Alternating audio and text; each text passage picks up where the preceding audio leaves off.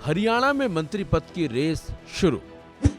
नायाब सिंह के मंत्रिमंडल में किसकी लगेगी लॉटरी और कौन होगा बाहर? हरियाणा में तीसरी बार कमल खिला है और इस जीत के साथ ये भी साफ हो गया कि हरियाणा में कांग्रेस के सारे आंकड़े और सारे दावे फेल हो गए और बीजेपी ने जीत की हैट्रिक लगा दी। लेकिन अब सबकी निगाहें नई सरकार और कैबिनेट के गठन पर टिकी है। हरियाणा सरकार में मुख्यमंत्री सहित कुल 14 मंत्री हो सकते हैं।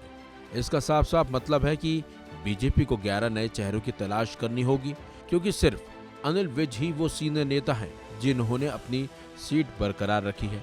अनिल विज को मंत्री पद मिल सकता है। बीजेपी जाटों, ब्राह्मणों, पंजाबी और दलित सहित राज्य के विभिन्न जातियों को ध्यान में रखकर कैबिनेट का गठन करेगी। जातिगत समीकरणों और समुदायों की मांग को संतुलित करते हुए सरकार बनाना कोई आसान काम नहीं होगा, लेकिन बीजेपी ने हाल ही के दिनों में सफलतापूर्वक काम भी किया है। दरअसल पिछले साल दिसंबर में मध्य प्रदेश, राजस्थान और छत्तीसगढ़ के चुनाव जीतने के बाद पार्टी ने विधायकों और राज्य के नेताओं से परामर्श करने के बाद मुख्यमंत्रियों और मंत्रिमंडलों की घोषणा में अपना समय लिया। हरियाणा में भी इसी तरह के कदम उठाने की संभावना है। हरियाणा में बीजेपी की बात की जाए तो बीजेपी के पास अब दलित समुदाय से 9 विधायक हैं, 8 पंजाबी मूल के हैं विधायक, 7 ब्राह्मण समुदाय से विधायक हैं और जाटों के साथ यादवों में से प्रत्येक के 6 विधायक भी हैं। पार्टी के पास गुज्जर, राजपूत, वैश्य और एक ओबीसी नेता भी है। इस सरकार में बीजेपी के पास 9 दलित विधायक हैं, जिनमें से 2 सबसे आगे हैं। एक है 6 बार के विधायक कृष्णलाल पंवार और दूसरे हैं 2 बार के विधायक कृष्णा वेद। पंजाबी मूल के 8 विधायकों में 7 बार के विधायक और पूर्व गृह मंत्री अनिल विज हैं, जो मार्च में मुख्यमंत्री नहीं बनाए जाने के बाद नाराज हो गए थे। ये तत्कालीन मुख्यमंत्री मनोहर लाल खट्टर द्वारा लोकसभा सीट के लिए नामांकन दाखिल करने के बाद इस्तीफा देने के बाद हुआ था। माना जा रहा है कि बल्लभगढ़ से 3 बार के विधायक मूलचंद शर्मा को मंत्रिमंडल में बरकरार रखा जा सकता है।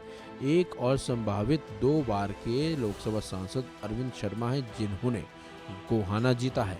राम कुमार गौतम, जिन्होंने सफेदों से जीत दिलाई है, जिसे बीजेपी ने कभी नहीं जीता था। जाट हरियाणा की सबसे बड़ी उप आबादी में से एक है। जाट नेता महिपाल टांडा अब पानीपत ग्रामीण से 2 बार के विधायक हैं और उनके बरकरार रहने की संभावना है। राय से दूसरी बार चुने गए कृष्ण गहलोत भी इस दौड़ में शामिल हैं।